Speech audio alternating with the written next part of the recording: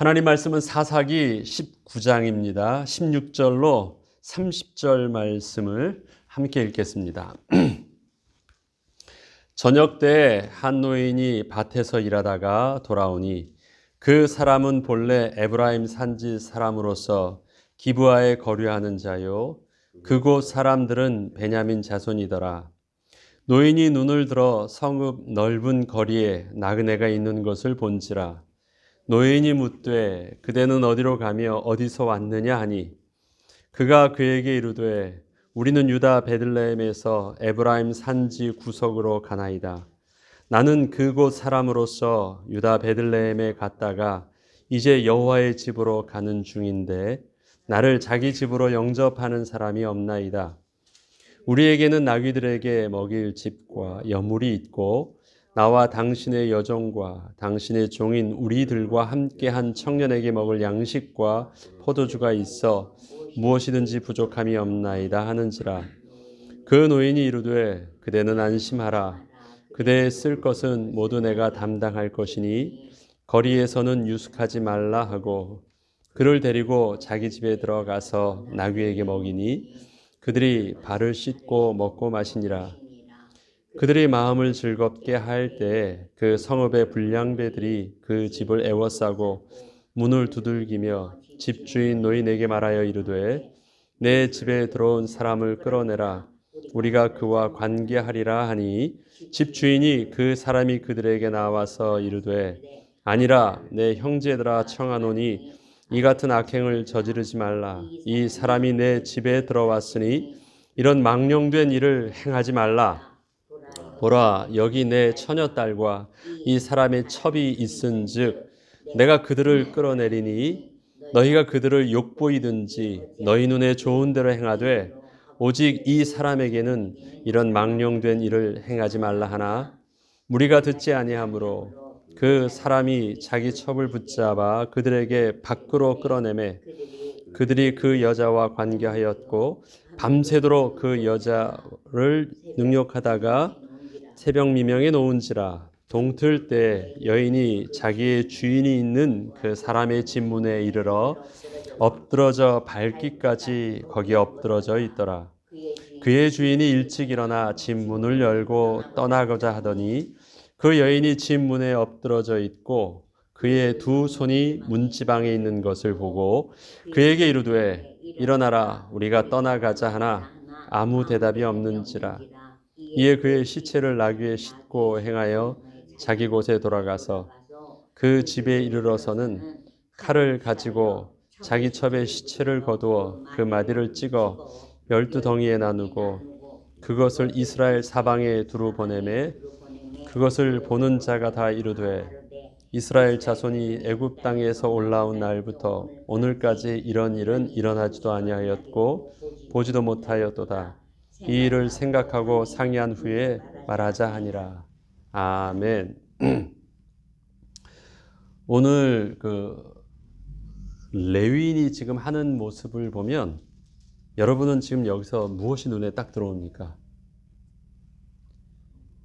12토막을 잘라서 보낸다는 것은요.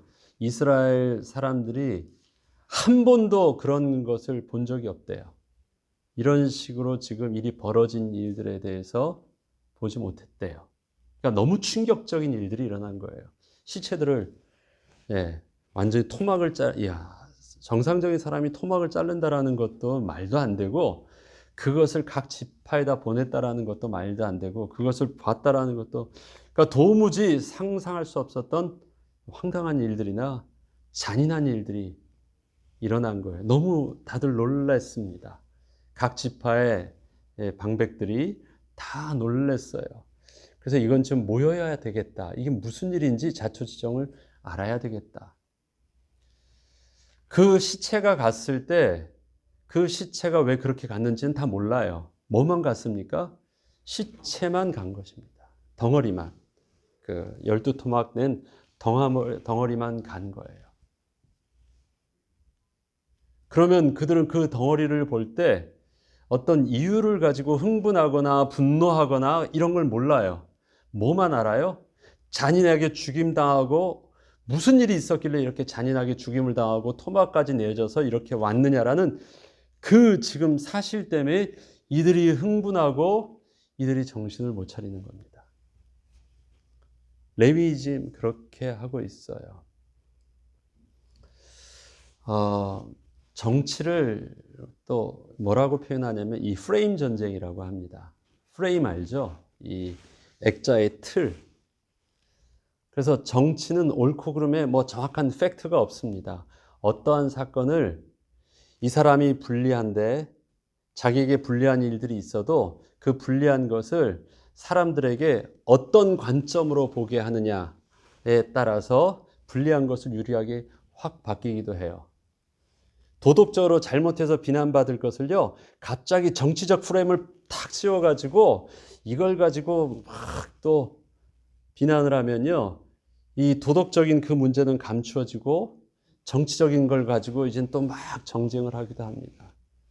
그래서 헤드라인을 뉴스나 방송에서 헤드라인을 할 때 그 헤드라인 안에 뭐가 담겨 있냐면 사람들이 그 프레임을 가두는 작업을 해요. 어떤 식으로 볼 수 있도록, 어떤 식으로 생각할 수 있도록. 그렇게 해서 거기에 한번 딱 갇히면 그 다음엔 진리는 없어지고요. 그 틀 안에서 그들이 원하는 대로 끌고 가거든요. 그게 정치인들이나 언론에서 하는 일들입니다. 각자 진영 논리를 가지고 자기가 유리한 대로 그런 프레임을 짜서 움직입니다.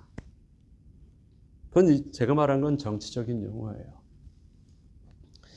지금 사사기에서 지금 오늘 일어난 오늘 내용을 본문을 보면 지금 무엇이 보이냐면 잔인하게 죽임당한 그 여인만 보여요. 12토막만, 흥분만 보여요. 누가 그렇게 만들었느냐? 누가 그것에 집중하게 했느냐? 레위인이 그렇게 집중하게 했습니다. 그러면 그 안에 있어서 다른 건 안 보이고요. 이 복수, 잔인함, 분노, 막 이런 것만 뭔가 그 인간적인 사고로, 도덕적인 사고로 도저히 일어날 수 없는 천인공노할 잔인한 일들이 일어났다는 것으로만 딱 초점이 맞춰집니다. 아무것도 보여주지 않아요. 지금 레위인이 그렇게 만들고 있습니다. 여기가 누가 지금 잘못된 사람이에요? 뒤에 보면요. 이렇게 일을 발단을 한 것은 지금 베냐민 사람이에요. 그래서 레위인이 지금 억울하게 당했다라는 것 때문에 그 일들을 그렇게 하고 있어요. 그래서 나중에 뒤에 보니까 베냐민 지파가 거의 전멸을 당해 몰살당하기도 합니다. 이스라엘 모든 백성들이 다 연합해가지고 그 베냐민을 상대로 해서 전쟁을 내분이 일으키는 일들도 있어요. 막 베냐민으로 몰아가는 일들이 진행되어지고 있습니다. 여기서 누가 잘못했습니까? 레위인이 잘못했습니까? 베냐민 사람이 잘못했습니까? 아니면 그 외에 에브라임 사람이 잘못했습니까? 이스라엘 사람들이 잘못했습니까? 누가 잘못했어요?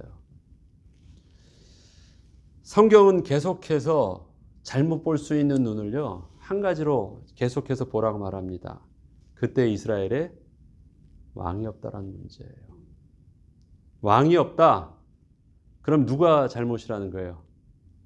왕을 세우지 아니한 모든 사람이 다 잘못이에요. 자기가 옳다고 하는 모든 일들 안에는 하나님의 진리가 없다라는 것이에요. 지금 이 뭔가 사람들의 영향을 끌어오기를 필요로 하는 주도하는 세력들은 자기의 진영으로 끌어오려고 이 방법도 쓰고 저 방법도 쓰고 막 다 그러고 있습니다만 하나님의 입장에 하나님 백성의 주인 되어주신 왕 되신 하나님께서 이스라엘 백성들의 볼 때는 누구가 잘못했어요? 모두 다 죄인이에요. 하나님이 없이 자기들이 원하는 일들로 진행하고 있는 문제입니다. 저희는 이 문제를 어디서 봐야 돼요? 왕이 없는 문제로 봐야 됩니다. 그렇지 않으면 여러분들은 이 베냐민 분노가 어떻게 해요? 레위인 편에 설 수도 있고요. 사실 베냐민이 잔인하게 한 게 아니에요. 베냐민은 베냐민 지파의 그 불량배들은요, 그저 하룻밤 즐기고 싶었던 일들이에요. 그리고 그 사람들도 그렇게 하지 말고 내 여자 줄 테니까, 내 아내 주고 내 딸 줄 테니까 그렇게 하라고 하고요, 주었어요. 그래서 그들은 하룻밤 즐긴 거예요. 잔인하게 죽였다, 나를 죽이려 한다라는 막 거짓말들은 누가 하고 있냐면 나중에 레위인이 20장에서 보면요, 베냐민을 아주 악한 사람으로 잔인하게 피를 가지고 칼로 막 죽이고 막 하는 사람들로는 누가 만들었냐면 레위인이 그렇게 거짓말을 합니다. 베냐민 사람들은요, 그렇게 하지 않았어요. 성적인 음행의 타락은 있습니다. 거기까지예요. 그리고 그렇게 해서 딜을 해서 자기 딸이나 자기 첩을, 자기 종을 그렇게 넘겨주는 일들도 했어요. 일은 다른 데 벌어진 것입니다. 다른 이유 때문에 지금 이 사건들이 일어나요.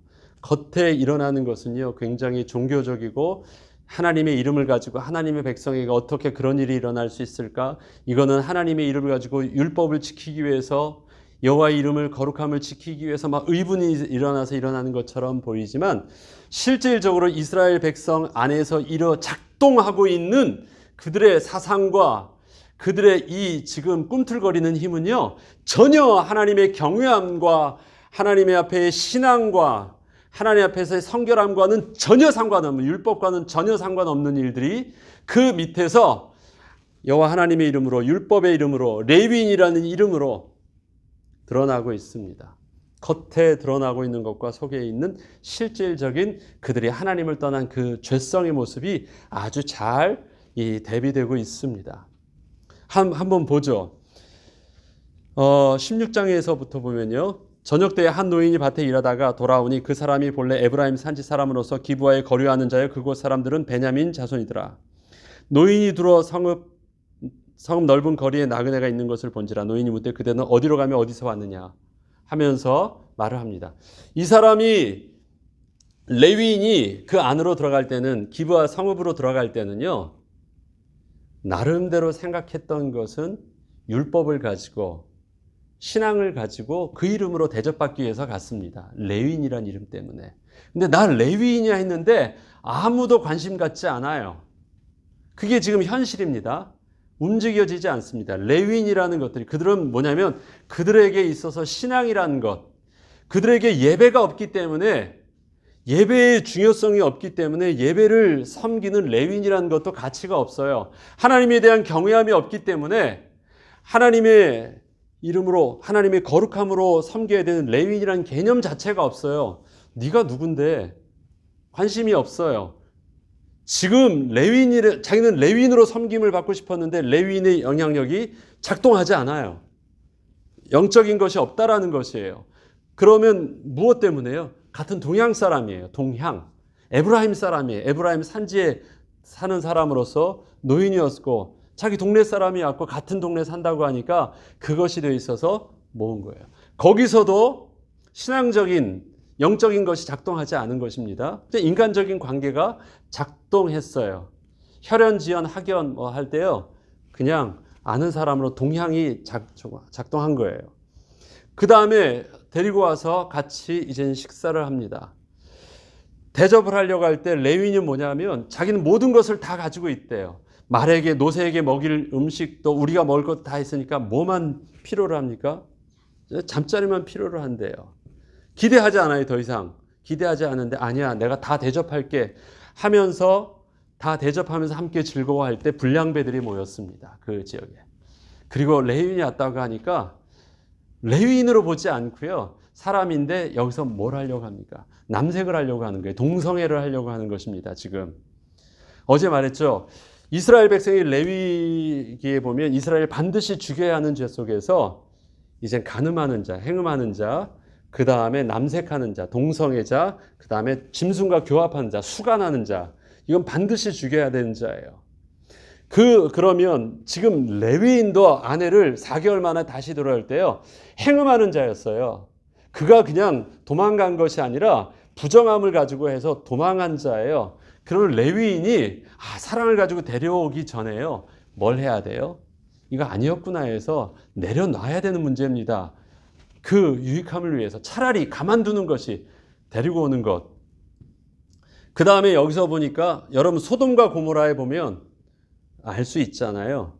룻에게 일어났던 일들을 보면 그 주의 천사를 데리고 올 때 똑같은 모습이 나와요. 소돔과 고모라의 그 타락한 모습. 마치 그것을 이제 다시 오마주에서 보는 것 같아요. 이걸 딱 보니까 그 모습이 우리가 그와 좀 즐겁게 하겠다라는 것이에요. 그때 레위는 내 딸을 줄게 차라리. 그 당시 그 여자라는 그 사회적 지위가 있으니까 딸이나 그런데 이 손님이 하는 말이요 한술 더 뜨는 게 내 딸이나 이 레위인의 여자 첩을 줄게 첩이 알고 있어요. 줄 테니까 레위인은 건들지 말라고 하는 것입니다. 레위인을 죽이겠다고 하는 게 아니에요. 상관하겠다라고 얘기하는 건데 주겠다고 하는 것입니다. 그때 레위는요, 그래도 주인집 자기가 미안하니까 딸을 주지 않고 자기의 첩을 끌어다가 뺏어서 원치 않는 첩을 끌어다가 저들에게 주어서 니들 마음대로 하라고 해요. 그 레위 첩은 아내가 아니라 첩이라고 표현하는데 지금 여기서 나타나는 모습은요, 첩도 아니고 뭐예요? 그냥 몸종이에요. 그냥 버려도 되는 종으로 합니다. 그래서 아내를 그 첩을 그들에게 주어요. 그리고 밤새도록 능욕하고 그녀를 이제 집 앞에다 놨는데 그가 문고리를 잡고 하면서 죽었어요. 도움을 못 받았다는 거예요. 새벽 미명에 살아가지고 왔는데 그것에 대해서 더 이상 도움을 받지 못하고 거기서 기진해서 그냥 죽어버렸습니다. 그런데 여기서 자세히 보아야 될 부분들이 있습니다. 이 레위인의 모습이에요. 자, 26절부터 보죠. 동틀 때 여인이 자기의 주인이 있는 그 사람의 집 문에 이르러 엎드러져 밟기까지 거기 엎드러져 있더라. 그리고 27절에 보면요. 그의 주인이 일찍 일어나 집 문을 열고 떠나고자 하더니 이 말은 뭘까요? 첩에 대해서 어떻게 생각하고 있어요? 첩은 그냥 이미 버린 거예요. 끝난 거예요.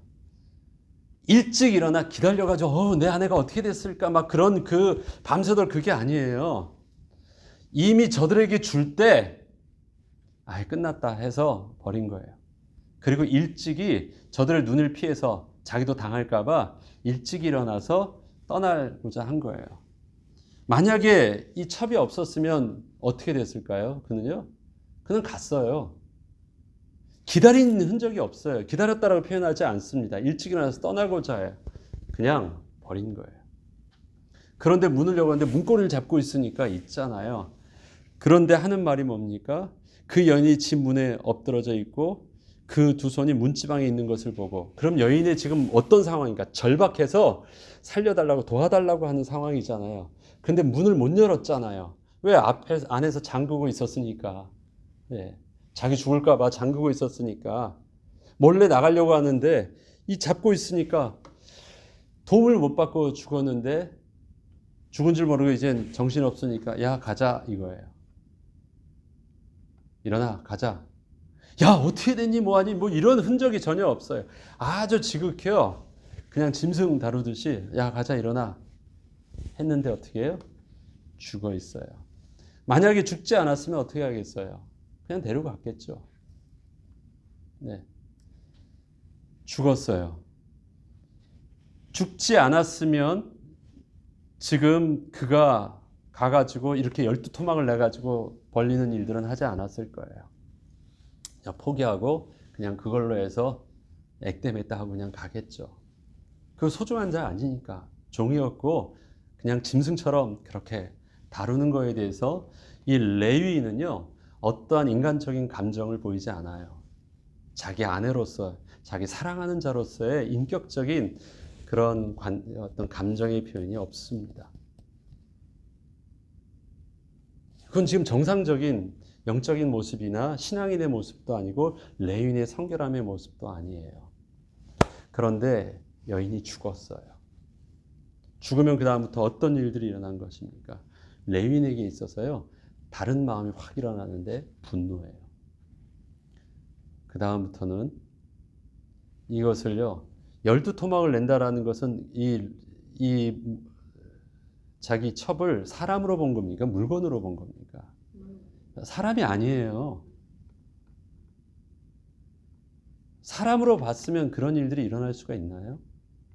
사람이 자기 지금 목적을 일으키기 위해서 인격적인 대상으로 보고 있지 않은 거예요. 지금 사람이 누가 지금 여기서 사고가 나서 뭐 한다 할지라도요, 자기 사랑하는 사람을 찾아내려고 하고 그거 시체 부검하는 것도 막는 판에, 조금의 그 훼손되거나 그거 할까봐 막는 판에, 그렇게 죽은 것도 욕보인 것도 부끄럽고 화가 나고, 너무 그 하나님의 존귀한 자를, 사람을 그렇게 한 것도 화난다면 그것을 덮고 해야 되는데 그걸 어떻게 해요? 완전히 다 벗겨놓고 칼을 들고요 하는 거예요. 그런 레위인의 모습이 정상은 아닙니다. 그냥 완전히 피가 돈 거예요. 아주 거룩한 마음으로 의분으로 하나님 앞에서 하나님의 마음으로 막 이러고 있나요? 그게 아니에요. 완전히 눈이 뒤집어진 모습이에요. 뭐만 남았어요? 분노만 있습니다. 그걸 가지고 그렇게 다른 일들을 하는데, 뭐가 분노가 일어났을까요? 그리고 왜 그 분노를 자기 것으로만 사귀지 않고 이스라엘 모든 지파에게 그가 보내면서 하고자 하는 의도가 뭘까요? 저들의 힘을 모으겠다는 거예요. 왜? 내가 왜 당했어요? 힘이 없어서 당했어요. 가만두지 않아. 힘이 없어서 당했다라는 거예요. 그래서 저들에게 그것을 보내면서 뒤에 보면 내가 레위인이고, 그 다음에 사람들이 나를 치러 일어나서 밤에 내가 묵고 있던 집에 와서 나를 죽이려 했다라는 거예요. 그래서 내가 살기 위해서 저를 주어서 저들이 그 여자를 능욕하고 죽였다 나온 거예요. 이거는요, 베냐민 사람들이 성적으로 타락해서 그렇게 하룻밤 엔조이하는 개념하고는 전혀 다른 이야기들을 통해서 말하고 있는 것입니다.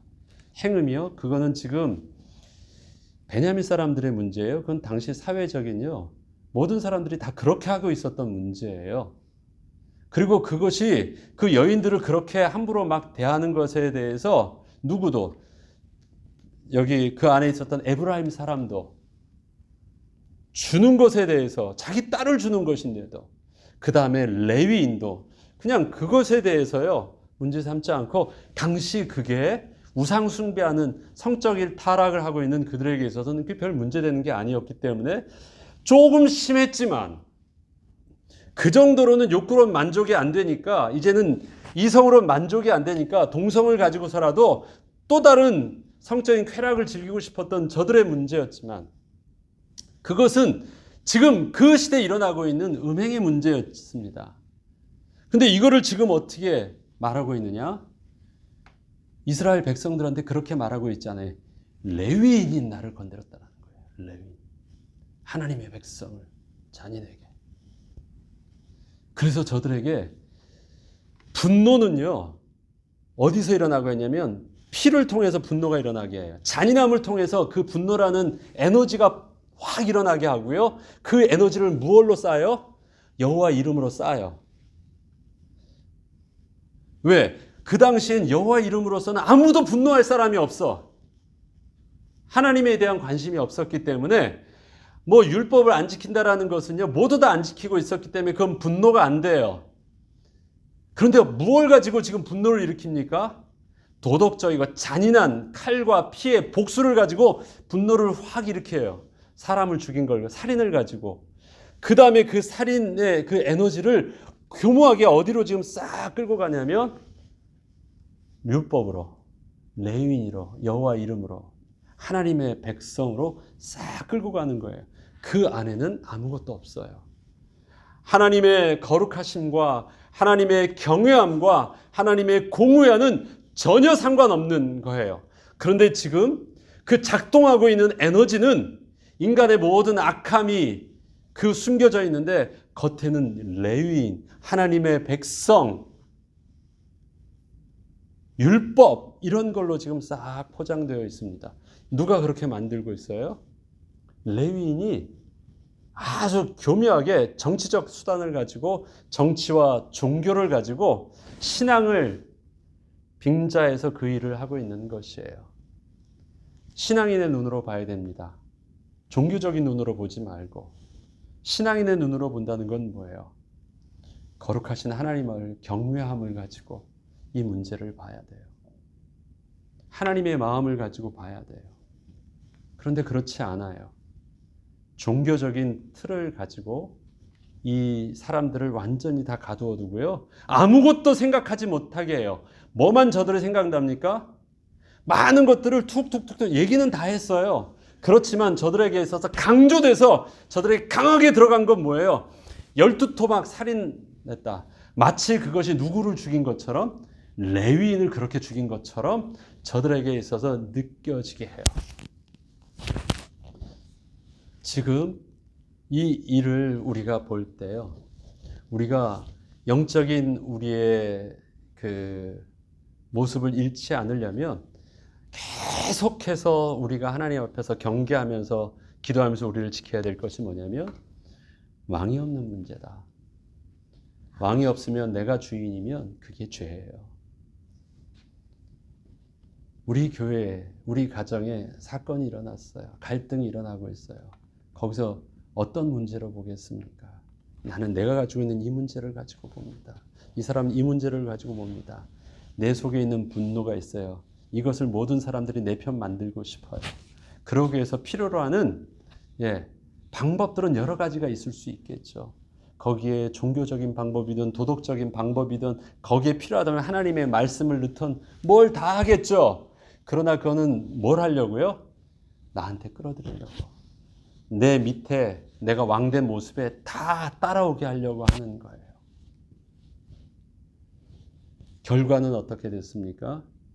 하나님의 교회, 하나님의 공동체가 깨져요. 몸된 그리스도의 몸이 찢어지는 일들이 일어나요.